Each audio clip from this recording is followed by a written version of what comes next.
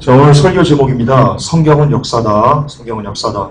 특별히 오늘 성경은요, 어떤 것이 나오냐면, 여러분들이 성경을 읽으면서, 구레네 총독, 빌라도, 본디오 빌라도, 그리고 헤롯 아그리빠, 베스도, 벨릭스, 이런 사람들 나오죠?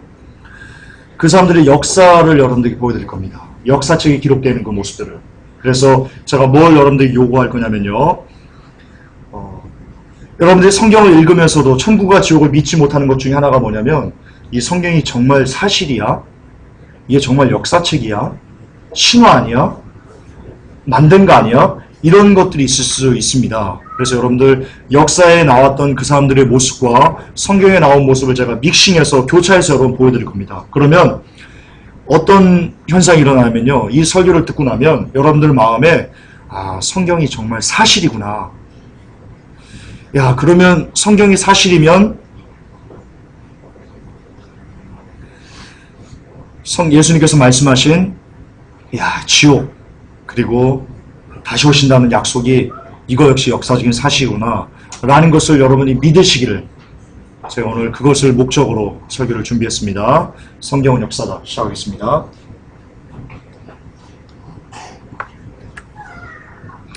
자, 여러분, 크리스찬의 정체성을 먼저 좀 확립했으면 좋겠습니다. 크리스찬, 그리스도를 따르는 사람들이라는 의미입니다. 예수님을 따르는 사람들. 예수 그리스도가 우리의 주인이십니다. 그렇죠? 그러면 크리스찬은 주인된 예수님의 삶을 그대로 본받아서 사는 것, 그래야지만 크리스찬입니다. 동의하십니까? 만약 크리스찬이라고 하면서 주인된 예수님의 삶을 따라서 살지 않는다면 그 사람을 크리스찬이라고 말할 수 없습니다. 우리가 오전에 설명했듯이요, 또 정동수 아저씨 얘기하겠습니다. 그분이 자기 자녀가 부모님하고 성관계를 해도 그가 휴거될 수 있다. 그는 성도이기 때문에, 구원받은 백성이기 때문에 그렇게 얘기를 했습니다. 요한계시록에서. 그러나 제가 정체성에서 뭐라고 말씀드렸습니까? 예수님이 하신 일을 본받아 살아야지 크리스찬입니다. 그거 아니면 안 됩니다. 예수님이 그런 참담하고 끔찍하고 그런 더러운 토악질 나는 일을 하셨나요? 우리 주님은 오히려 그런 사람들을 아주 강하게 질책하면서 이 사탄의 무리들아, 악한 것아 라고 우리 책망하셨습니다. 따라서 그렇게 흉악한 짓을 하는 사람은요, 크리스찬일 수 없습니다. 구원 못 받습니다. 구원은커녕 지옥 아랫목에 가게 됩니다. 정동수 아저씨는 정신 차리셔야 됩니다. 어쨌든 크리스찬은 예수님의 그 길을 따라서 그래야지만 크리스찬입니다. 여기에 다른 토를 다시면 안 됩니다. 여러분들께 사는 것이 힘들다고 토 달아서는 안 됩니다. 주님의 뜻을 쫓아서 살아가는 자만 크리스찬입니다. 이것이 정체성입니다. 초대교회 성도들이 그런 삶을 살았습니다. 초대교회 성도들이 예수님의 모습을 본받아서 그렇게 살았습니다. 자, 그렇다면 초대교회 성도들이 예수님의 모습을 본받아서 살게 된 그것을 먼저 보기 전에요, 우리가 초대교회 성도들의 삶을 쫓아 살기 위해서는요, 반드시 우리에게 먼저 선행된 지식이 있어야 됩니다. 뭐냐면 우리가 지금 읽고 있는 성경이 역사라는 사실입니다. 그것이 우리 머릿속에 선행돼서 그 지식으로 혹은 지혜로 자리 잡지 않으면요, 죄송하지만 읽는 성경은요, 그냥 동화책입니다. 예수님 못 박혀 돌아가셨어? 동화책입니다. 동화책. 근데 이게 역사라는 것이 증명되면 여러분들은 동화책에서 실제 역사를 읽는 거기 때문에요, 실제 예수님의 발자취를 읽는 거기 때문에요, 여러분의 믿음은 좀 더 성경적으로 합한 그런 믿음이 될 거라고 저는 개인적으로 생각합니다. 자, 그래서 성경은 역사라는 것을 오늘 탐구하면서요, 나아가 크리스찬의 정체성, 크리스찬이 어떻게 사는 존재인지에 대한 것을 우리가 탐구하겠습니다. 자, 관련 본문을 좀 보겠습니다. 같이 읽을까요? 누가복음 3장 1절이요. 시작. 디베로 가이사가 위에 있은 지 15해 곧 본디오 빌라도가 유대 통적으로 헤롯이 갈릴리에 분봉함으로 그 동생 빌립이 이드레와 드라보니 지방에 분봉함으로 루사니아가 가릴레네에 분봉함으로, 그리고 밑에 마태복음 2장 22절이요. 시작. 그러나 아켈라오가 그 부친 헤롯을 이어 유대의 임금됨을 듣고 거기로 가기를 무서워하더니 꿈에 지시하심을 받아 갈릴리 지방으로 떠나가.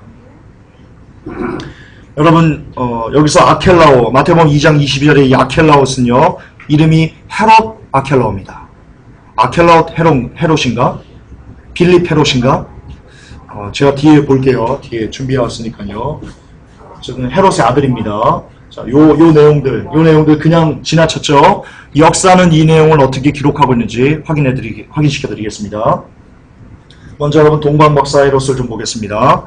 마태복음 2장 16절에 이에 헤롯이 박사들에게 동방 박사에게입니다. 속은 줄 알고 심히 노하여 사람을 보내어 베들레헴과 그 모든 지경 안에 있는 사내 아이를 박사들에게 자세히 알아본 그때를 표준하여 2살부터 그 아래로 다 죽이니.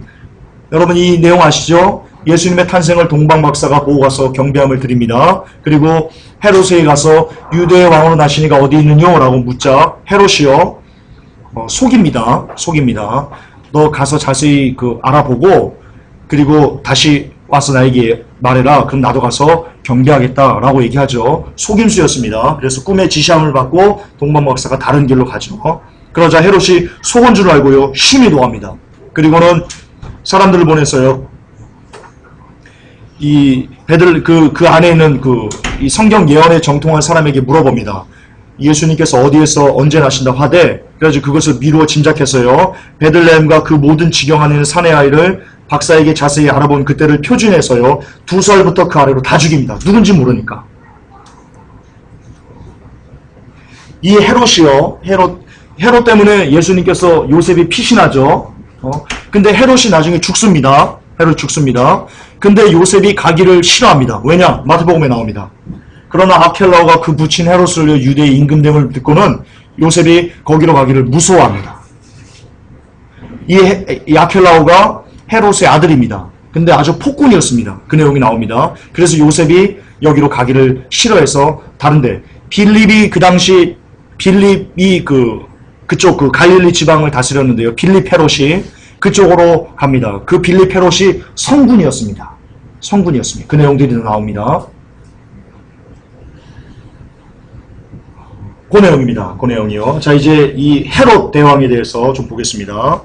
헤롯은요, BC 31년에 예수님 탄생 전으로 BC AD로 나눠지는 거 아시죠? BC 31년에 악티움 해전 이후 헤롯은 자기의 가치를 인정해준 아우구스투스에게 충성하였으며, 이에 따라 아우구스투스는 헤롯을 동맹국의 왕에 임명하였고 실제로 팔레스타인 전역을 그의 왕국으로 편입시켜 주었다.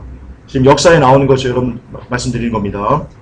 그러니까 헤롯이 나이가 많습니다. BC 31년부터 왕이 됐으니까요. 31년 거꾸로 하면 30살 하고 그 다음 AD 예수님께서 태어나신 그때 시점이니까요. 제법 예수님이 태어났을 때 헤롯의 나이가 대략 그래도 한 50, 60? 그렇게는 됐을 나이입니다. 헤롯이.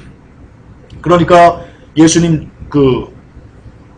그러니까 헤롯이 그 2살 아이로 죽이고 그 다음에 헤롯이 죽은 다음에도 요셉이 글로 가기로 싫어했던 겁니다. 어쨌든 역사에 그렇게 나오고요. 이 헤롯은요, 왕권에 미친 놈입니다. 미친놈? 죄송합니다. 미친 사람입니다. 왕권에 미쳤습니다. 자기 왕권에 조금이라도 해가 되는 사람은요, 그냥 가차없이 다 숙청해버립니다. 심지어 자기 아내까지도 숙청해버리는 아주 왕권의 아주 또라이입니다. 왕권 또라이입니다. 자, 헤롯은요, 그의 반대자들을 제거하려고 철저한 계획을 수행하였고요. 안티고누스와 대부분의 사내들인 공회원들이 제거되었고, 왕권을 위해서 사내들인 공회원들을요, 유대인들을 막 숙청해버린 겁니다. 자기 왕권에 도움이 안 되는, 자기 왕권을 위협하는 사람들은요, 그냥 가차없이 다 죽여버렸습니다. 어린 아리스토블로스는 헤롯의 신복에 의해 우발적으로 익사하였고요. 노령의 힐카누스는 살해되었고, 헤롯의 아름다운 부인이자 많은 사람의 사랑을 받았던 마리암네, 헤롯의 부인입니다. 이 동생이, 이 아내도요, 어떤 역사에 자세히 나오진 않는데요. 왕권에 어떤 위기가 조금 있었나 봅니다. 그러자 헤롯의 여동생인 살로메에게 충성스럽지 못하다는 이유로 살해됐습니다. 다시 말해서 왕권을 위협하는 것은 조금도 용납하지 않았던 사람이 바로 헤롯 대왕입니다. 그러니까 유대인의 유대의 왕이 어디서 나셨뇨? 라고 할 때 헤롯이 미쳐버린 겁니다. 그러니까 이 사람은 유대인이기 때문에요, 예언을 압니다. 그래서 메시아가 온다는 걸 압니다. 메시아가 오면 자기의 왕국을 뺏긴다는 것을 헤롯이 알기 때문에요. 그래서 두려워서 두 살 밑으로 다 깡그리 잔인하게 죽여버린 겁니다. 이 헤롯의 뜻에 따라서요, 그의 왕국은 세 아들에게 분할되었습니다. 헤롯이 죽은 다음에 이 왕국이 세 아들에게 이렇게 나눠졌는데요. 첫째가 아켈라우스입니다. 여기 나오는. 그러나 아켈라오, 이 아켈라오가 바로 아켈라우스입니다. 자, 헤롯의 뜻에 따라 그의 왕국은 세 아들. 아켈라우스는 유대를 다스렸고요. 사마리아와 이두메 지방을 포함한 그런 유대를 다스렸고요. 헤롯 안티파스가 나옵니다. 그러니까 헤롯 아켈라우스입니다. 제가 헤롯 아켈라우스는 유대를 다스렸고요. 그리고 헤롯 안티파스, 이 헤롯 안티파스가 그 사람입니다. 빌라도가 마지막 때 예수님 재판 때요, 이 예수님이 갈릴리 지방 사람인 것을 알고는요, 헤롯 안티파스 그 지역에 속한 사람인 줄 알고요, 헤롯 안티파스에게 보냅니다. 그러자 헤롯 안티파스가 보기를 원했다 라고 성경에 나옵니다. 제가 뒤에 다 보여드릴 겁니다. 그때 나오는 사람이 바로 헤롯 안티파스입니다. 이 사람은 갈릴리와 베레아의 분봉왕으로 임명됐고요. 그리고 또 한 명의 아들인 헤롯 빌립이 있습니다. 참 성군이었습니다. 신약에는 이 빌립이 거의 안 나옵니다. 근데 그 당시 유대 역사는요, 유일하게 이 세 명의 왕 중에 헤롯 빌립이 참으로 선하고 착하고 어떤 성군이었다, 그렇게 역사는 기록하고 있습니다. 이 헤롯 빌립은 트라고니스트와 인근 지역의 분봉왕으로 내정되어 있습니다. 자, 이제 아켈라우스를 보겠습니다. 아켈라우스. 성경에 기록된 것과 역사를 매칭해서 여러분에게 설명드리겠습니다. 먼저 마태복음 2장 22절입니다. 그러나 아켈라오가 그 붙인 헤롯을 이어 유대의 임금됨을 듣고, 그러니까 성경 정확하게 이렇게 번역했어야 됩니다. 헤롯 아켈라오가. 그래야지 우리가 좀 헷갈리지 않는데요. 헤롯을 빼가지고 조금 아쉽습니다. 어쨌든 아켈라오가 그 붙인 헤롯을 이어 유대의 임금됨을 듣고 거기로 가기를 무서워하더니 꿈에 지시하심을 받아 갈릴리 지방으로 떠나니라. 예, 여기서 나온 아켈라오가 바로 헤롯의 아들 아켈라우스고요. 요셉이 이 아켈라우스를 두려워해서 갈릴리로 피신했습니다. 자, 이제 아켈라오에 대해서 역사는 어떻게 얘기하는지 보겠습니다. 아켈라우스는 유대와 사마리아, 이두메의 분봉왕으로 확정되었다. 처음부터 그는 통치자로서 호평을 받지 못하여서 그가 통치하면 할수록 백성들은 더욱 그를 싫어했다. 굉장히 인기가 없는 왕이었습니다. 유대인들이 너무 싫어했습니다. 심지어 아켈라우스는 자기 일로 로마에 가기 전에 예루살렘에서 일어난 폭동을 진압하였으며 그의 군대는 6월절에 3,000명의 유대인을 살해하였다. 아주 끔찍한 폭군이었습니다. 그의 전 통치 기간은요, 혼란과 피바람으로 특징지어졌다. 아켈라우스는 헤롯의 죽음이 남기고 간 난제들을 해결할 능력을 소유하지 못하였다. 이혼한 여인과 한 그의 결혼은 그로부터 유대인의 충성심을 갈라놓았으며, 왜냐하면 유대인들은 아시죠? 이혼한 여인에게 장가드는 것을 별로 이렇게 좋아하지 않았습니다. 그래서 유대인의 충성심을 갈라놓았고요, 헤로디아 일가에 대한 그들의 혐오감을 고조시켰다. 두 번에 걸쳐서 그는 대제사장을 해임시키고 자신이 직접 야만적이며 고압적인 태도로 그 직무를 수행하였다. 지 멋대로 한 겁니다. 지 멋대로. 그의 치의 가운데서 한 가지 칭송받을 만한 모습은 그의 건축계획이었다. 10년간에 걸친 분봉왕으로서 통치기간에 쌓인 그와 유대인 사이의 알력이 폭발하여 그는 로마인에 의하여 고을 지방으로 추방되었다. 유대는 이어서 코퍼니우스 출신의 총독을 받아들였다. 이렇게 역사책은 기록하고 있습니다. 자, 두 번째 인물을 좀 보겠습니다. 헤롯 안티파스입니다. 헤롯 안티파스. 먼저 역사를 좀 볼게요. 이 헤롯 안티파스는 갈릴리와 베리아의 분봉왕으로서 헤롯 안티파스의 통치는 그의 형 아켈라우스에 비하여 대단히 성공적이었고 참을 만하였다. 헤롯 안티파스는 자기 형보다는, 헤롯 아켈라우스보다는 그래도 그나마 좀 나았나 보네요. 헤롯 안티파스는 대규모의 건축을 하였고 국방을 견고케 하였다. 그는 신약에서 특별히 세례 요한과 관련하여 여러 번 언급되고 있다. 엄격한 유대인의 관점에서 보면 헤로디아스와 그의 불법적인 결혼은 그의 간음죄를 지적하였기 때문에 투옥시킨 세례 요한의 목을 자른 것과 마찬가지로 율법을 범한 것이다. 자, 성경에 보면 헤롯 안티파스에 대해서 이렇게 나옵니다. 세례 요한이 이복 형제의 아내를 취하는 것이 옳지 않다라고 말하자 투옥됐죠. 그때 투옥시킨 사람이 이 헤롯, 거기서 헤롯 나오는데 그냥 헤롯이 아니고 헤롯 안티파스를 얘기하는 겁니다. 이 친구 얘기하는 겁니다. 그러자 헤로디아의 딸이 나와가지고 막 춤을 추죠. 그 사람 앞에서. 그러자 헤롯이 얘기합니다. 헤롯 안티파스가, 정확히 말하면 헤롯 안티파스가 얘기합니다. 뭘 원하니? 너 원하는 거 다 줄게. 원하면 나라의 반이라도 줄게. 그러자 이 헤로디아의 딸이 자기 어머니에 가서 무엇을 구할까라고 얘기했더니 세례 요한의 머리를 달라고 해라 라고 얘기합니다. 그러자 헤롯 안티파스가 자기가 한 말 때문에, 자기 권위 때문에요, 헤롯을 못 베어 죽이게 하죠. 그 사건의 주인공이 바로 헤롯 안티파스입니다. 그리고 또한 이 본디오 빌라도가요, 헤롯에게 이 예수님을 보냅니다. 그 내용이 나옵니다. 제가 누가복음 23장 7절 안 갖고 왔는데요. 다 아실 겁니다. 예, 다 아실 겁니다. 성경 좀 모르시는 분 성경 읽으셔야 됩니다. 이것도 모르시면 안 됩니다. 사복음서를 한 번도 안 읽었다는 겁니다. 그러면서 크리스천이라고 얘기하시면 안 됩니다. 회개하셔야 됩니다. 자, 이 헤롯 안티파스는요, 헤로디아스, 그러니까 헤로디아, 그녀의 설득을 받아 그녀와 함께 로마에 가서 칼리큘라, 그 왕에게 왕의 칭호를 달라고 이렇게 요청하였습니다. 역사책이 그렇게 기록되어 있습니다. 그러나 헤롯 안티파스는 그의 청혼을 수락받지 못했습니다. 칼리큘라가 오히려 아니 너 왕 될 자격이 없어 하면서 그를 왕을 박탈하고요, 추방해버렸습니다. 비운의 왕입니다. 그럴 수밖에 없죠. 예수님을 그렇게 했는데. 여기 나오네요. 자, 성경에 나온 헤롯과 예수님의 내용입니다. 누가복음 23장 8절에 헤롯이, 여기서 말하는 헤롯이 헤롯 대왕이 아닙니다. 헤롯 아켈라오도 아닙니다. 헤롯 안티파스입니다. 너무나 안타깝습니다.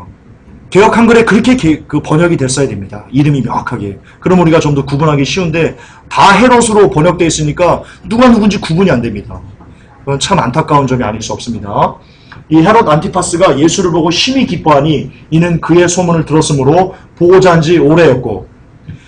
자, 예수님께서 죽은 자 살리고 눈 먼저 뜨게 한다 라고 할 때 헤롯이요, 두려워했습니다. 뭐라고 두려워했습니까? 헤롯 안티파스가 성경에 나옵니다. 세례 요한이 살아난 거야. 내가 못 베어 죽인 세례 요한이 살아난 거야 라고 하면서 막 두려워했습니다. 그래서 그 소문을 듣고요, 보고자 한 지 오래였습니다. 한번 보고 싶다. 왜냐하면 그 사람은 세례 요한이 환생한 거라고 믿고 있었기 때문입니다.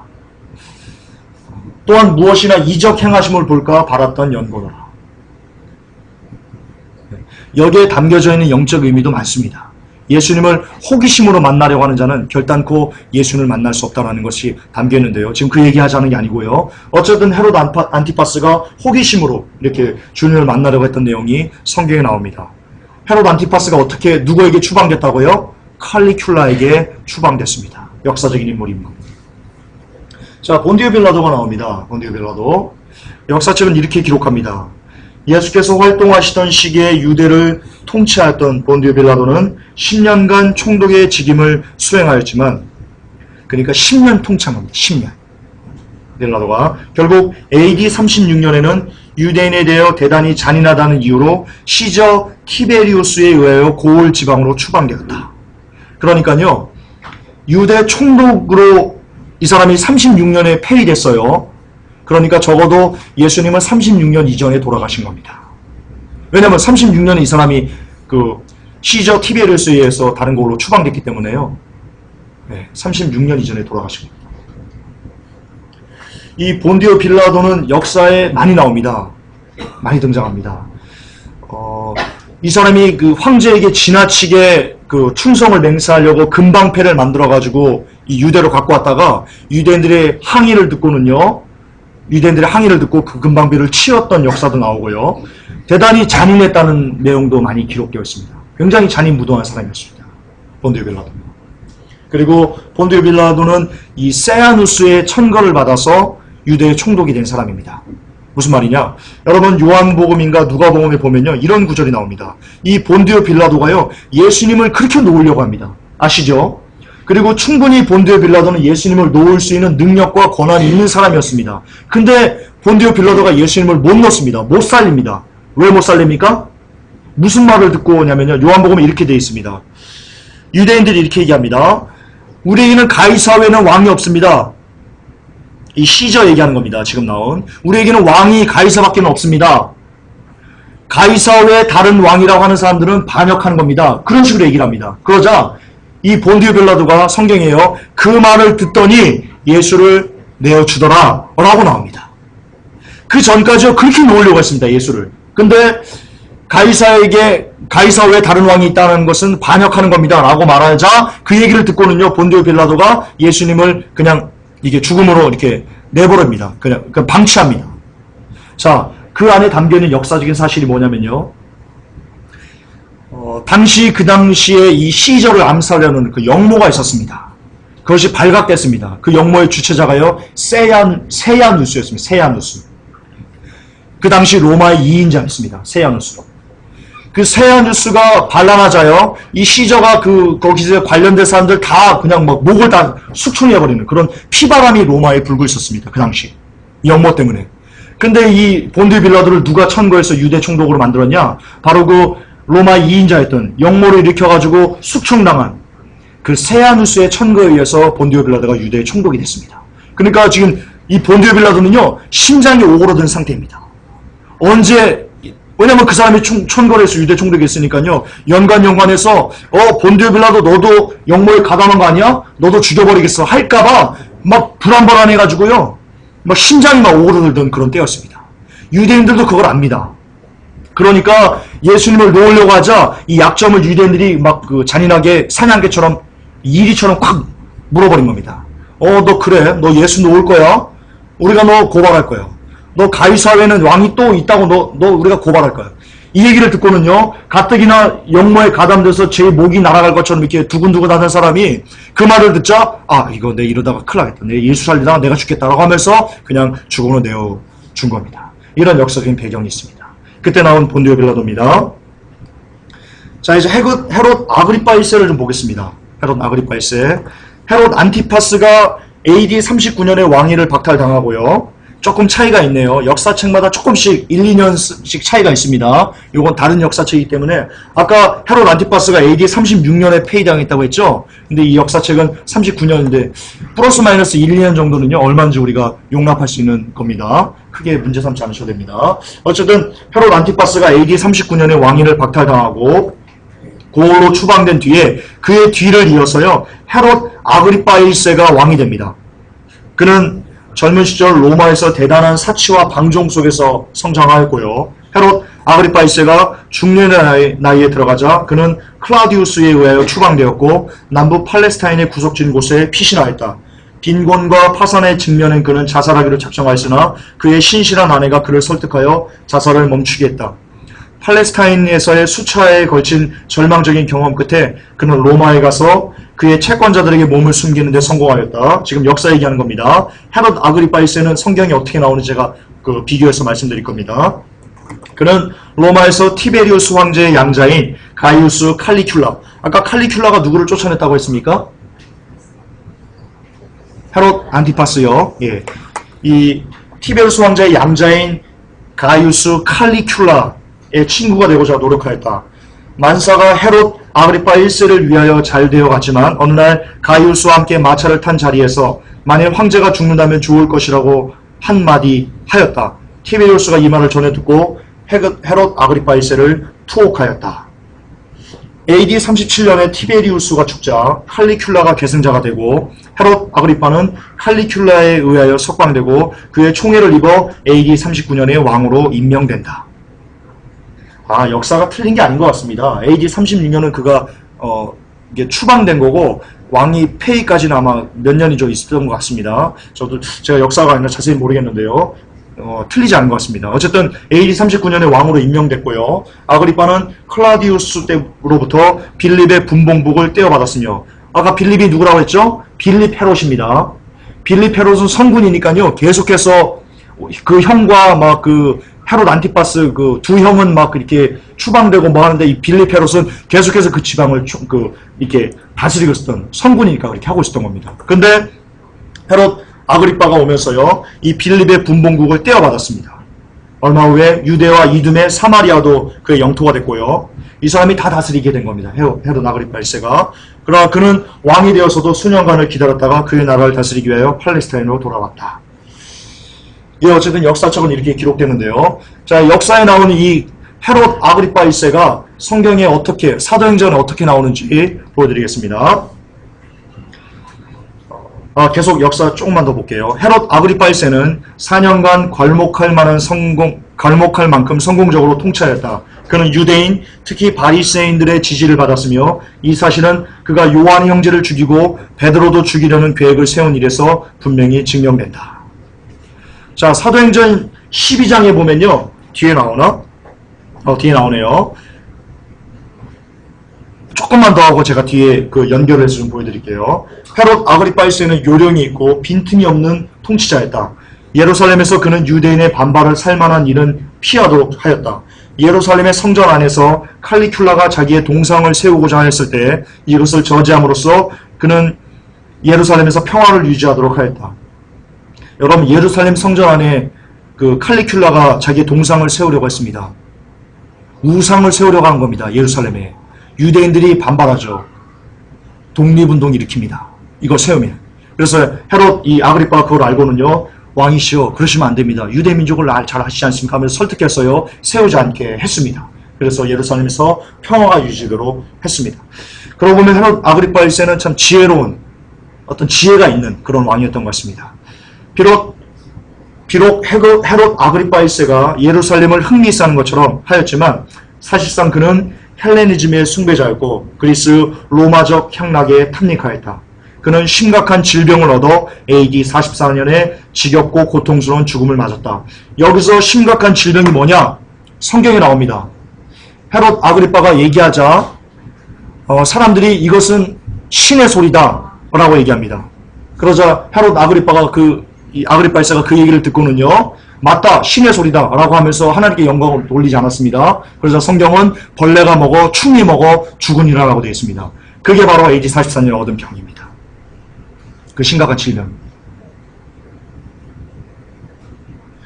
그러니까 여러분 성경 볼 때요, 충이 먹어 죽으니라, 충이 먹어서 그냥 그 자리에서 즉사한 게 아닙니다. 벌레를 먹고요, 하나님께서 벌레를 역사하시고요, 그 질병이 들어서 아주 오랫동안 고통스러운 죽음 가운데 있다 죽은 겁니다. 아셔야 됩니다. 자, 이제 사도행전 12장에서 나온 이 헤롯 아그리파 1세와 그리고 뒤에 보면 예수님의 헤롯 아그리파 1세가 증언한 예수님의 부활에 대해서 제가 잠깐 짚고 넘어갈게요. 자, 사도행전 12장 1절부터 3절에 이런 내용이 나옵니다. 그때 헤롯 왕이 손을 들어 교회 중 몇 사람을 해하려 하여 요한의 형제 야고보를 칼로 죽이니, 요한 아시죠? 12제자 중에 요한과 이 야고보에게 우레의 아들이라는 것을 더했다. 그때 나오는 야고보입니다. 요한의 형제 야고보를 칼로 죽이니 유대인들이 이 일을 기뻐하는 것을 보고 베드로도 잡아서 죽이려 했습니다. 그때가 무교절이기 때문에 그냥 감옥에 죽이지 못하고 감옥에 넣었죠. 그 내용입니다. 자, 이제 제가 헤롯 아그리파 1세에 이 나타난 것과 예수님의 부활을 여러분에게 증명을 해드리겠습니다. 자, 헤롯 아그리파 1세는 AD 39년에 왕이 됐습니다. 그렇죠? 그리고 AD 44년에 죽었습니다. 왕이 된 지가 39년이고 AD 44년에 죽었으니까요, 헤롯 아그리파 1세가 왕으로서 통치한 게요, 4년 5년밖에 안 됩니다. 역사도 그렇게 기록하고 있습니다. 4년 5년입니다. 자, 그 안에 요한과 베드로가 어떻게 얘기합니까? 그 안에 이 사도들이 어떻게 얘기합니까? 밖에 나가서 저작거리에서 예수가 메시아야, 그분이 죽었다 살아나셨어 라고 얘기합니다. 기억나십니까? 그 안에 예수님이 AD 33년경에 돌아가셨습니다. 예수님께서 돌아가시고 제자들이 외치기까지요, 불과 시간이 별로 몇 달 안 납니다. 근데 성경에 어떻게 되어 있냐면 이 유대인들이, 이 제자들이 자기들도 죽을까봐 문들을 걸어 잠그더라 라는 구절이 성경에 나옵니다. 무슨 말이냐? 예수님이 돌아가시고 나자 이 제자들은요, 무서워했습니다. 예수님을 믿지 않았습니다. 신의 아들로 믿지 않았던 겁니다. 그냥 자기의 의로웠던 선지자, 자기의 선생, 이 정도로만 제자들은 알고 있었습니다. 그러니까 그를 따랐던 사람들을 유대인들이 막 잡아다 색출하면서 막 투옥하고 이러니까 제자들이 자기도 연루될까봐 두려워서는 문을 걸어 잠그고 있습니다. 그때 예수님께서 잠겨있는 문 사이로 통과해서 들어오셔가지고요, 이렇게 얘기하시는 그 구절이 나옵니다. 너에게 평강이 있을지어다라고 말하면서 부활한 모습을 보여줍니다. 자, 그러자 제자들이 그 부활한 모습을 보고는요, 그리고 승천하신 모습을 보고는요, 완전히 변합니다. 그리고는 이들이 얘기합니다. 이 사람들에게 너희들이 달아 죽인 예수님이 메시아였어라고 얘기합니다. 그리고는 그 복음서를 쓰면서요, 나사로도 살리고 죽은 자도 살리고 눈먼 자도 뜨게 하고 뭐 이런 것들을 이렇게 막 선포하면서 얘기하기 시작했습니다. 자, 무슨 말이냐? 예수님께서 죽으시고 제자들이 사역할 때는 시간이 너무나 짧기 때문에요. 이 제자들이 하는 말이 거짓말이라면 그 유대에 있는 모든 사람들이 그들의 말을요, 야, 뻥치지 마. 나사로가 어딨어? 웃기고 있네.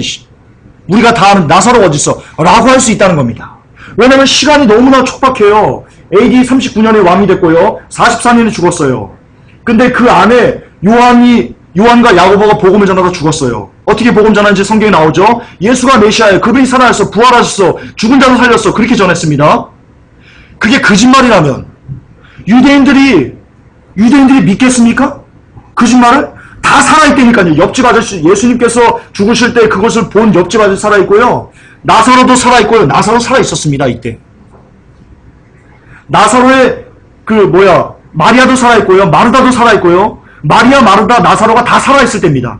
근데 만약에 제자들이 예수님이 나사로를 살렸습니다 라고 복음을 전했는데 나사로가 야, 내가 언제 죽었니? 이거 웃기고 있네 이 자식들이 하시면 나 지금 살아, 내가 언제 죽었어? 라고 한다면 복음은 복음되지 않습니다. 그런 복음을 듣고 그런 미친 소리를 듣고 수만 명의 유대인들이 자신의 이 유대교를 가차없이 버리고 완전 매장되는 건데, 사회에서 매장되는 건데 그걸 버리고 그리스도교로 돌아갈 수 있겠습니까? 말이 안 되는 겁니다. 다시 말해서 AD 39년 44년 이 5년 안에 요한의 형제 야고보와 그리고 베드로가 죽어가는 이 시대에 나사로가 살아있었습니다. 죽은 자 가운데 살아났어. 그리고 나사로도 복음을 전했을 겁니다. 야, 나 죽었다. 3일 만에 살아났어. 예수님이 나 살렸어. 그분이 메시아였어. 나사로가 복음 전했습니다. 왜냐면 성경에 뭐라고 나옵니까? 나사로 때문에 많은 유대인들이 가서 믿으리라고 되어 있습니다. 유대인들이 그냥 가서 나사로만 보고 그냥 믿었을까요? 나사로가 강권적으로 얘기한 겁니다. 야, 나 봐. 나 죽었었잖아. 얘 영수야. 얘 창주야. 나사로 친구들이 있었을 거 아닙니까?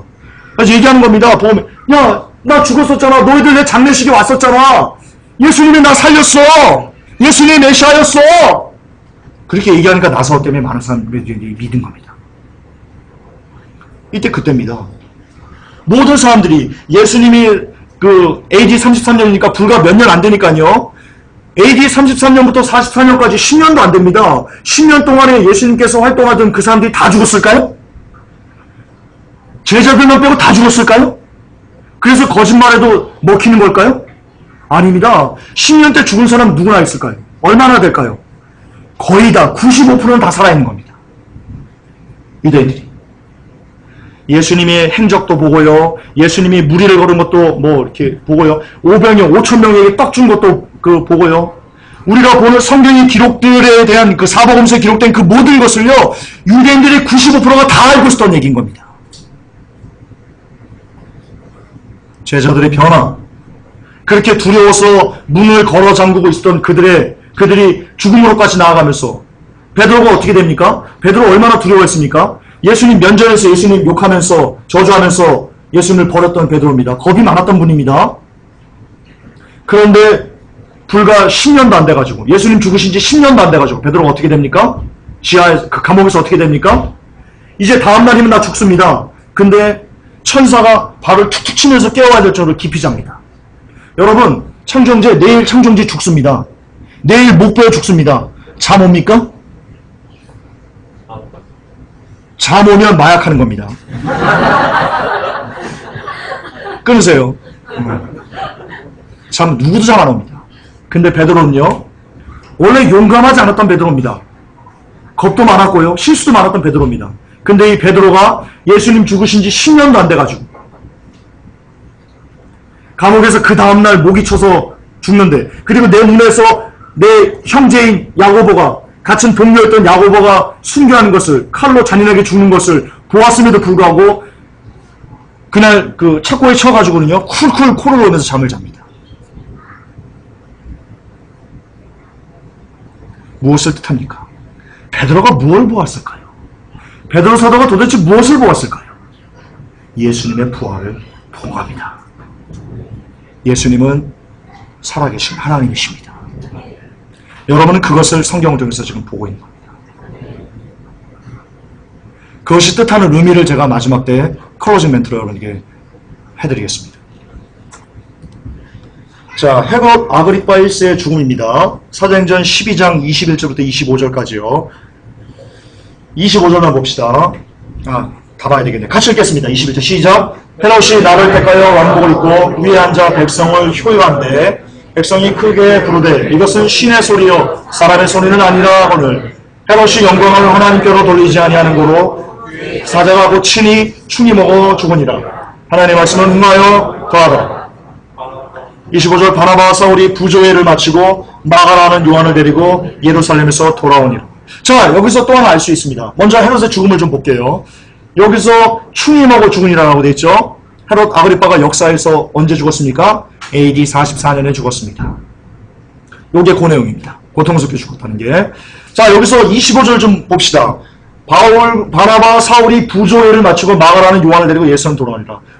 사울이요, 이제 바울로서 일을 시작할 때입니다. 여기서 또 예수님의 부활이 증명됩니다.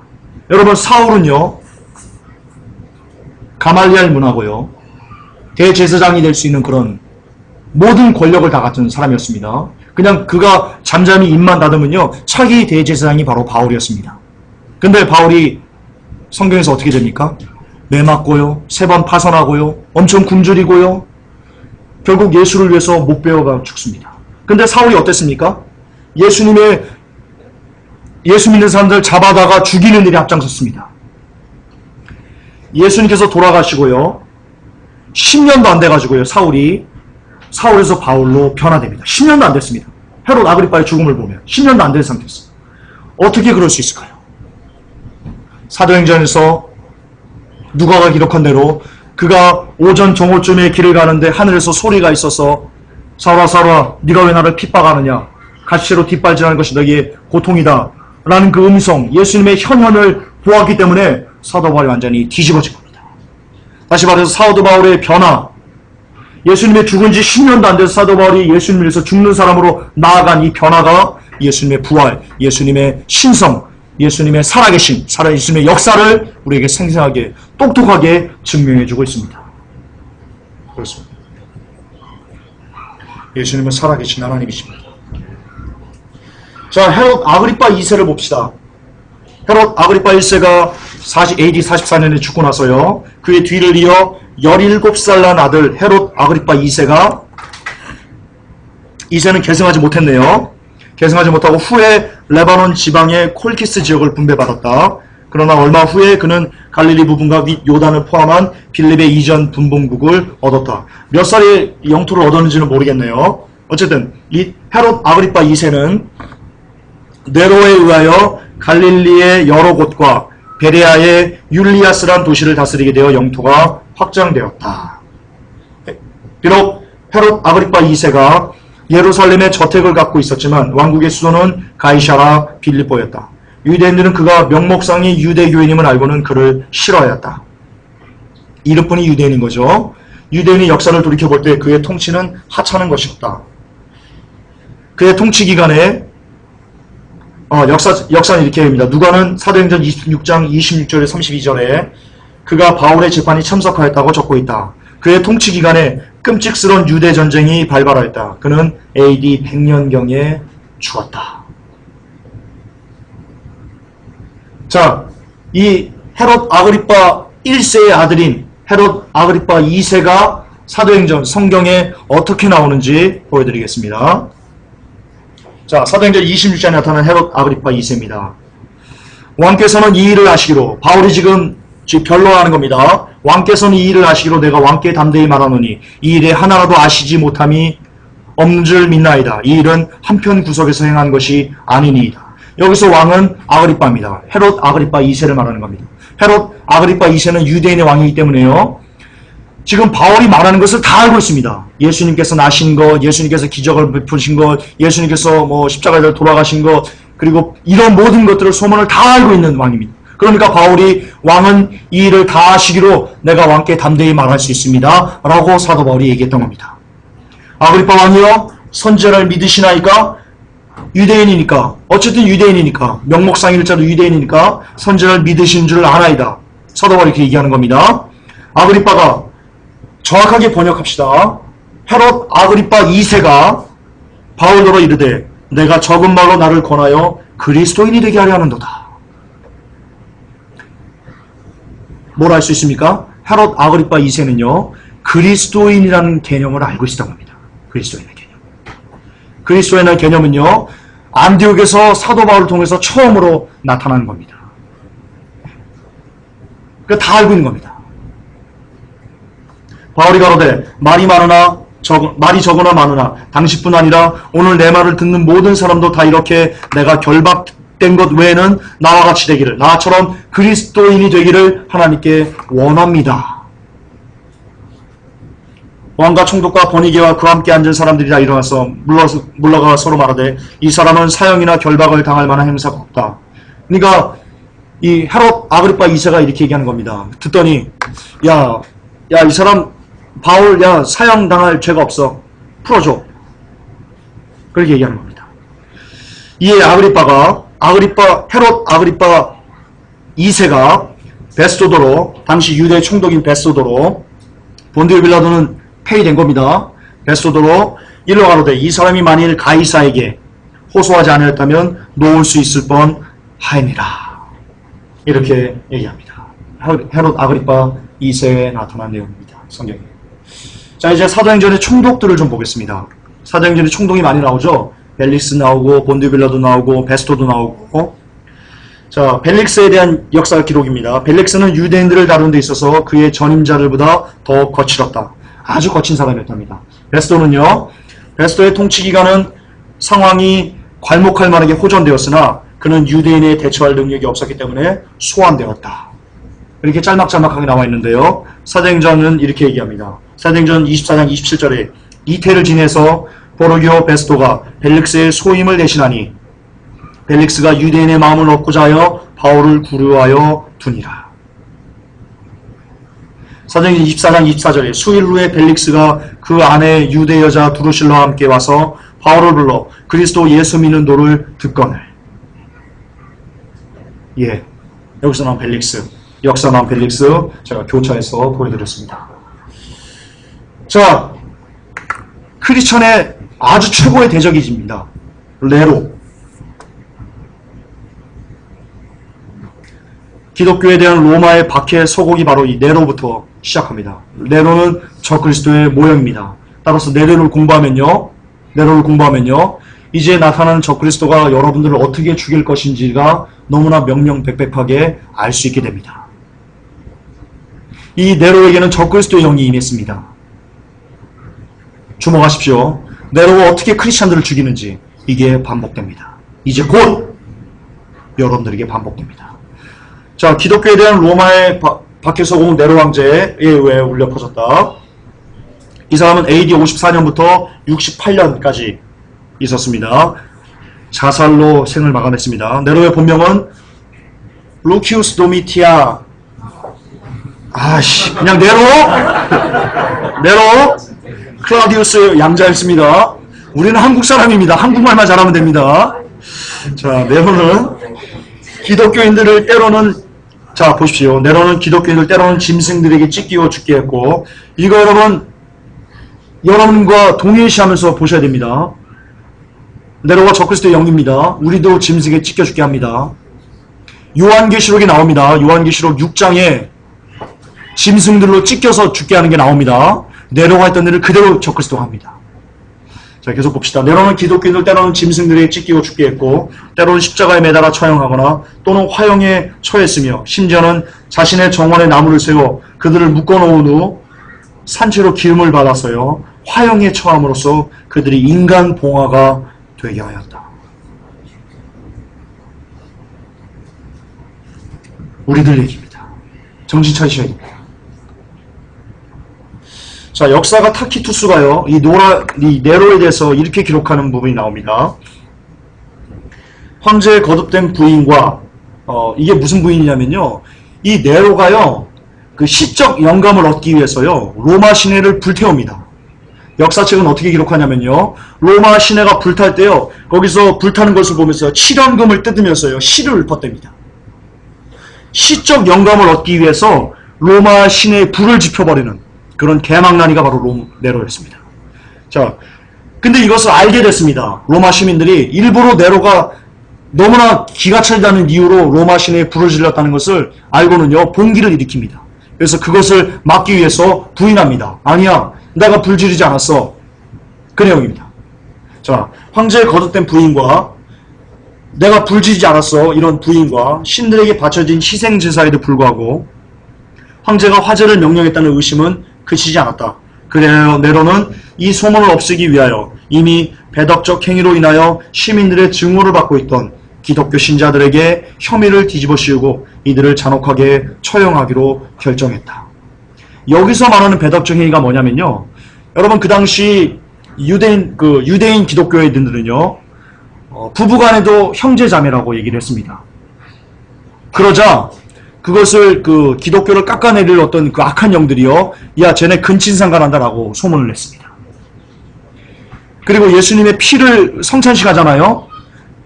야, 쟤네들은 있잖아, 그 어린아이를 돼지 안에다가 이렇게 넣어가지고, 어린아이를 어떤 고기 안에 넣어가지고 그걸 자를 때 아이를 같이 잘라서 피를 먹는 종족이다, 이렇게 거짓 소문을 냈습니다. 거룩한 성찬식을. 그래서 그게 파다하게 그렇게 거짓 소문을 그렇게 냈습니다.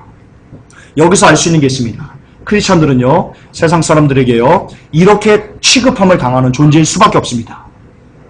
이상하게, 거짓처럼, 그러니까 뭘까요? 이상하게 이렇게 취급받을 수밖에 없습니다. 세상이 그렇게 가만 안 둡니다. 물론 그러면서도 이게 동시에 진행되는 겁니다. 동시에. 그러면서도 한 부분에서는 칭송을 받고요, 한 부분에서는 이 악한 영들에 의해서 거짓 그 증언들이 난무하는, 우리가 이런 두 가지에 소속되어 있습니다. 그러므로 칭찬받는 것은 칭찬받는 것으로 들어야 되고, 우리 선한 행실로요, 이 선한 행실로 인해서 사탄에게 놀림을 받으면 그것은 또 그대로 받아야 되는 그런 참 이중적인 존재인 것 같습니다. 어쨌든 그 얘기하는 게 아니고요. 그래서 어떻게 희생됐냐? 네로가 계속 타키투스의 증언을 좀 볼게요. 네로가 희생양으로 삼고자 한 그리스도인들은 티베리우스 디베료 제2 기간 중에 폰티오스 필라티우스, 본디오 빌라도 얘기하는 겁니다. 본디오 빌라도에 의해 처형된 인물을 추종하는 자들이다 라고 로마의 역사가가 예수님의 실존을 증명해주고 있습니다. 이 악한 미신은 한동안 주춤했으나 곧 유대뿐 아니라 전 세계의 모든 사교들이 모여들었던 로마에 다시 출환하였다. 그리하여 우선 스스로 기독교인이라고 고백했던 자들이 체포되었고, 자, 바로 여기서 그게 나옵니다. 마음으로 믿고 의로 입으로 신하여 구원을 얻는다. 자, 그 당시에는요, 바울이 로마서를 집행할 때 그 당시에는요, 예수님을 믿습니다, 예수님을 구세주로 고백합니다 라고 말하면 체포됩니다. 우리처럼 지금 나 예수님 믿습니다, 그러면 나 구원받은 겁니다, 이유는 로마서에 있잖아요, 이렇게 얘기하면 안 됩니다. 그 당시에는 예수의 이름을 나는 예수님 믿습니다, 나는 그리스도인이다 라고 말하는 것이요, 지금과는 전혀 상황적으로 다른 겁니다. 어리석은 자들이요. 이 당시에는 예수님을 고백하면, 기독교인이라고 말하면 체포됩니다. 그리고 살해당합니다. 그럼에도 불구하고 나는 예수를 믿습니다라고 입으로 고백하는 사람들, 그들에게 구원이 주어지는 겁니다. 이들의 증언에 의하여 더 많은 숫자가 정죄받게 되었다. 그 이유는 화재 자체라기보다는 이들이 인류를 증오했기 때문입니다. 이것도 와전된 겁니다. 인류를 증오한 게 아니고요. 인류가 죄에 갇혔다라고 선언했을 뿐입니다. 그것을 이 비꼬가지고요. 이렇게 얘기하는 겁니다. 근데 이 사람은 로마 역사하고 이것을 모르기 때문에 인류를 증오했다라고 타키투스는 기록한 것 뿐입니다. 네로는 기독교인들을 죽이기 전에 시민들을 위한 오락에 이용했다. 적그리스도도 우리를 죽이기 전에 그 뉴월드 오더에 같이 동참한 사람들에게 유의를 주기 위해서요. 우리를 장난감 가지고 놀듯이 찢어 죽일 겁니다. 기억하셔야 됩니다. 네로에게 적그리스도 영이 임했기 때문입니다. 신자들 중 일부는, 우리들 중 일부는 털옷을 덮어씌워 개들이 찢어 죽이게 하였고, 또 다른 자들은 십자가에 처형하였다. 또 다른 이들은 몸에 불을 질러서 밤에 등불처럼 밝히게 하였다. 네로는 자기의 정원을 열어 이러한 쇼를 연출하였고, 자기 정원에다가 그렇게 막 사람들 이렇게 나무에 박아가지고요, 기름 발라가지고 불태우는 것을 정원을 열어서 보여주는 겁니다. 자, 이 쇼를 봐라! 적그리스도가 그렇게 할 겁니다.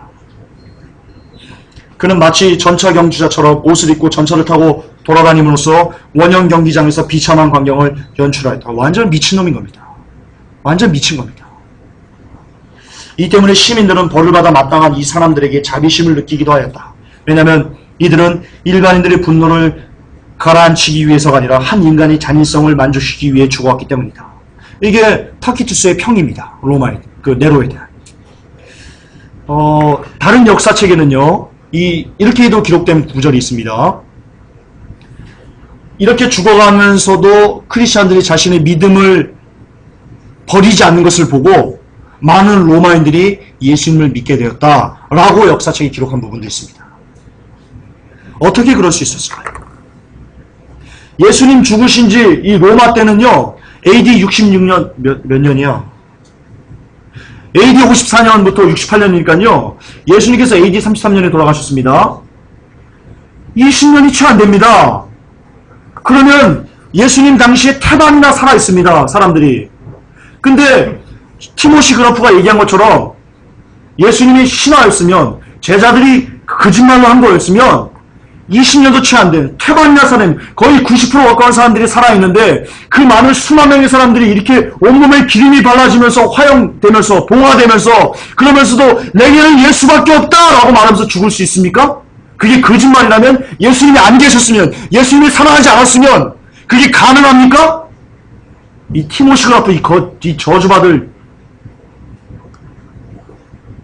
XX야. 이 저주받을.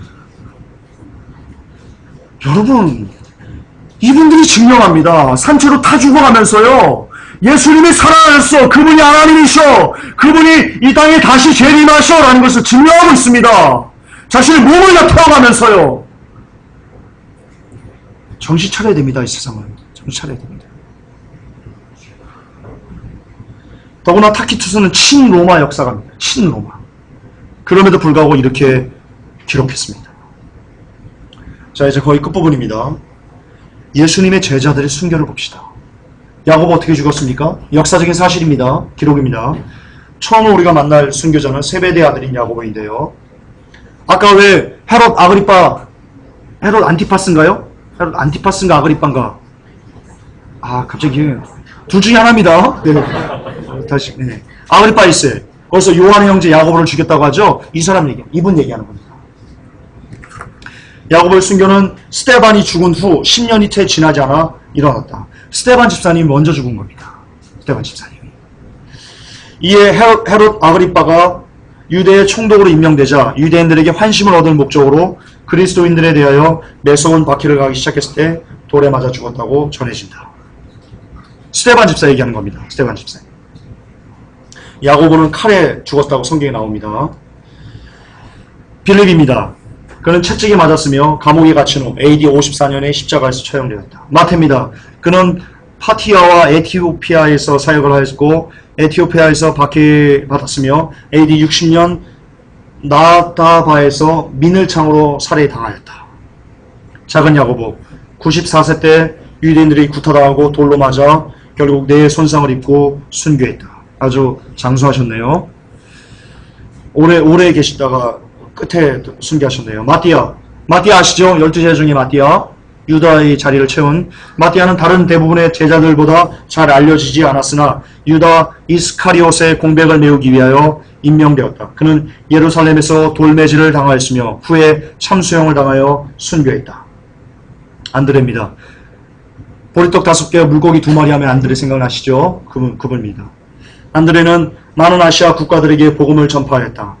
에데사에서 붙들려 십자가에서 처형되었는데 땅에서 십자가의 두 끝을 수직으로 못 박혀 죽었다. 무슨 뜻인지 잘 모르겠습니다. 마가입니다. 마가는 알렉산드리아 사람들에 의하여 그들의 우상인 세라피스를 기리는 웅장한 종교의식을 할 때 순교당하였다. 그는 무자비한 처형 방법으로 몸이 찢기며 그의 생을 마감하였다. 능지처참 당합니다. 사지가 찢어 죽기는. 마가복음의 저자 마가는 그렇게 죽었습니다. 베드로입니다. 주님을 배반하고 저주했던 그는 주님의 놀라운 용서를 체험한 후 머리가 땅으로 다리가 위를 향하는 자세로, 즉 거꾸로 십자가에 못 박혔다. 그는 이렇게 주님과 같은 자세로 죽을 만큼 자신이 고귀하지 못하다는 생각을 하였다고 전해진다. 바울입니다. 처음에는 사울이라 불렸던 사도 바울은 그리스도의 복음을 전파하기 위하여 숭고한 희생과 말할 수 없는 수고를 치른 후 역시 네로의 박해 아래서 순교하였다. 로마 병사들에 의해 바울은 마을 밖 사형 집행장으로 끌려갔으며 그것에서 바울은 기도를 마치고 칼에 목이 베어 순교당하였다. 칼 아닙니다. 도끼였습니다. 우리 영상 봤죠? 그 사진 봤죠? 도끼였습니다. 유다입니다. 이스카리옷 아니고요. 가로딧 아닌 유다 말하는 겁니다. 그는 AD 72년 에데사에서 십자가형을 받았다. 바돌로메입니다. 바돌로메는 여러 나라에서 복음을 전파했다. 그는 오랫동안 잔인하게 폭행당했으며 포악한 우상 숭배자들에 의하여 십자가에서 처형당했다. 다른 역사책에는요, 이 바돌로메가 껍질이 벗겨서 죽었다라는 기록도 있습니다. 아마 2개 다일 수도 있습니다. 껍질이 벗긴 다음에 십자가에서 못 박혀 죽었을 가능성이 있습니다. 가장 처참하게 죽은 사람이 바돌로메와 마가입니다. 도마입니다. 디두모라고 하는 도마는요, 파티아와 인도에서 복음을 전했고 이곳에서 이교도 제사장들을 경록해 하였다. 그래서 그는 죽창입니다. 죽창으로 몸이 찔려 죽었다. 누가입니다. 누가복음과 사도행전 기록자이며 복음 전파자이다. 바울과 함께 복음을 전했던 사람입니다. 그는 바울과 함께 많은 나라에서 순교하였으며 그리스의 우상 숭배 제사장들에 의하여 올리브나무에 목이 매달려 순교당한 것으로 추정된다. 편안하게 돌아가셨네요. 저도 목 매달려 교수형으로 죽었으면 좋겠습니다. 남겨지면. 시몬입니다. 젤롯 시몬. 시몬의 다른 이름은 젤롯입니다. 그는 아프리카 마우리타니아에서 복음을 전파했으며 영국에서도 선교했다. AD 74년에 그는 영국에서 십자가 처형을 당했다. 마지막 요한입니다. 이 사랑받는 제자라는 요한은 에베소로부터 로마로 강제 송환 명령을 받았으며 그곳에서 기름이 끓는 솥에 던져지는 형을 받았었다. 그러나 끓는 기름 가마 속에서 하나님의 도우심으로, 요 부분은 아닌 것 같다. 잠깐만요. 큰 야고보와 작은 야고보가 있죠? 요 야고보가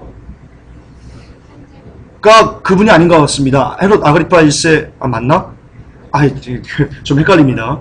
어쨌든, 헷갈립니다. 큰 문제 아니고요.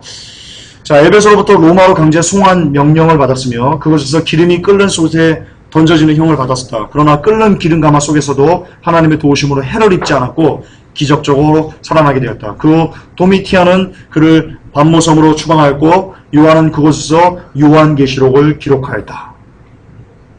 도미티안이 후계자인 네르바가 요한을 재송환하였다. 그는 사도들 중에 유일하게 참혹한 죽음을 피한 사람이다. 끓는 기름 가마 속에 집어넣은 사람입니다. 그런데 왜 안 죽었을까요? 요한계시록을 집필해야 될 사명이 있었기 때문입니다. 또 하나. 여러분, 유일하게 예수님의 운명을 지켜본 사람이 바로 요한입니다. 예수님께 십자가성에서 얘기합니다. 어머니여, 아들이로소이다. 보아라, 내 어머니다. 그때부터 그 제자가 그 어머니를 자기가 모신다라고 되어 있습니다. 예수님께서 마지막에 마리아, 어머니인 마리아를 요한에게 부탁했습니다. 여러분, 요한계시록은 어떤 하나님의 특정한 섭리 안에서 쓰여진 건 맞지만요, 요한이 그렇게 마지막까지 예수님 임종을 지켜보는 그에게 주어진 특권이었을 겁니다. 만약에 다른 제자가 예수님의 그렇게 임종을 지켜봤다면 어쩌면 요한계시록이 아니고 베드로계시록이 될지도 몰랐을 겁니다. 이것은 그가 받은 축복입니다. 예. 자, 히브리서가 말하는 성도의 삶을 좀 봅시다. 히브리서 11장이에요. 어떤 이들은 희롱과 채찍뿐 아니라 결박과 옥에 갇히는 시험도 받았으며 돌로 치는 것과 톱으로 켜는 것과 사람을 톱으로 잘라 죽인 겁니다. 시험과 칼에 죽는 것을 당하였고 양과 염소의 가죽을 입고 유리하여 궁핍과 환난과 학대를 받았으니 이런 사람은 세상이 감당치 못하는도다. 저희가 광야와 삼중과 암열과 토굴에 유리하였느니라. 예, 여러분, 여기까지 성경의 역사였고 역사에 나왔던 크리스천들의 삶을 여러분들 목도하셨습니다. 그 증거를 보셨습니다. 역사와 성경이 우리에게 말하는 성도의 삶은요, 이겁니다. 나그네입니다. 많은 교회가 예수님 믿고 부자가 돼야 된다, 병을 고쳐야 된다, 원하는 것을 얻어야 된다. 조은규 목사의 4차원의 영성은 네가 예수를 믿기 때문에 원하는 것을 그대로 믿음으로 구하기 하면 뭐든지 다 받을 수 있다, 그렇게 해야 된다 라고 말하는데요, 역사가 그리고 성경이 우리에게 가르쳐주는 것은요,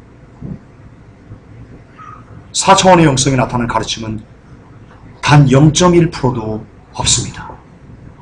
오히려 성경은 세상이 아니야, 오직 하나님 아버지의 나라만 보고 걸어가는 그 길이야. 그 길을 감해서 너희들 죽을 수 있어, 고통받을 수 있어, 고난받을 수 있어. 하지만 그것을 그대로 잘 견디면서 가면 너희들 내가 천국으로 인도할게. 이게 성도의 삶입니다. 이게 우리들의 정체성입니다. 우리는 이 땅에서 고난받는 존재입니다. 그러므로 부를 구하려 하지 마십시오. 명예를 구하려 하지 마십시오. 병남을 구하려 하지 마십시오. 그 어떤 것도 구하려 하지 마십시오. 오직 예수만 구해서 예수님과 함께 고난받다 하나님 나라에 가기를, 그것만을 소망하시기 바랍니다. 그게 우리의 정체성이고 그게 나그네의 삶의 본질입니다. 예, 우리는 그리스도의 고난을 겪으며 천국을 향해 가는 존재입니다. 우리에게는 오직 천국의 소망만이 전부입니다. 그것을 위해서 우리는 세상을 버릴 수 있는 사람이 되어야만 합니다. 배웁시다. 그리고 이들의 가슴에, 이들의 삶에 눈물을 흘리는 우리가 되십시다. 끝으로 여러분들은 오늘 요한복음, 사복음서 그리고 사도행전을 통해서 성경의 모든 것이 역사였고 사실이었다는 것을 배웠습니다. 그것이 의미하는 바를 마지막으로 여러분들에게 클로징 멘트로 드리겠습니다. 예수님께서 이렇게 말씀하셨습니다. 지옥은 사람들을 불로써 소금치탐을 당하는 곳이다. 자, 우리가 지금 배웠던 역사가 모두 사실이라면, 우리가 읽었던 성경의 것이 모두 다 사실이라면, 예수님이 진짜 살아계셨고 그분이 승천하셨고, 그렇다면 그분이 하신 말씀 모두 다 사실입니다. 근데 그분은 지옥이 있다고, 지옥에 가면 영원 세생토록 불로써 우리가 소금치를 당한다고 라고 말하고 있습니다. 여러분, 지옥 가면 이렇게 됩니다. 여러분, 지옥 가면 반드시 불로써 여러분의 온몸이 영원토록, 세세토록, 세세 무궁하도록 그렇게 불 속에서 고민받게 됩니다. 고통받게 됩니다. 그것을 증명합니다. 또 하나는 예수님께서 이렇게 말씀하셨습니다. 내가 다시 올 거야. 우리가 지금 배웠던 모든 것이 역사라면 예수님께서 다시 오심했던 그 역사도 사실입니다. 아멘. 그리고 그 예수님께서 얘기하셨던, 약속하셨던, 다시 오마했던 그것들이 지금 이 시간, 이 시대 명명백백하게 누구도 부인할 수 없는 팩트로 우리에게 다가오고 있습니다. 그렇습니다. 예수님의 다시 오신다는 약속은요, 이제 곧 조만간 우리가 살아있을 때 경험하게 될 사실입니다. 따라서 지옥을 믿으시고, 그리고 다시 오시마 약속하신 예수님의 그 약속을 믿으시고, 마지막까지 세상과 타협하지 않고, 세상과 짝하지 않고, 오직 나그네로서 천국만을 소망하면서 나아가는 여러분들이 되시기를 주 예수 그리스도 이름으로 축복합니다. 하나님, 우리가 그동안 성경에 나와 있던 많은 인물들에 대해서 이들을 신화처럼 그냥 물에 물 탄 듯 술에 수 탄 듯 읽고 지나갔던 적이 많이 있습니다.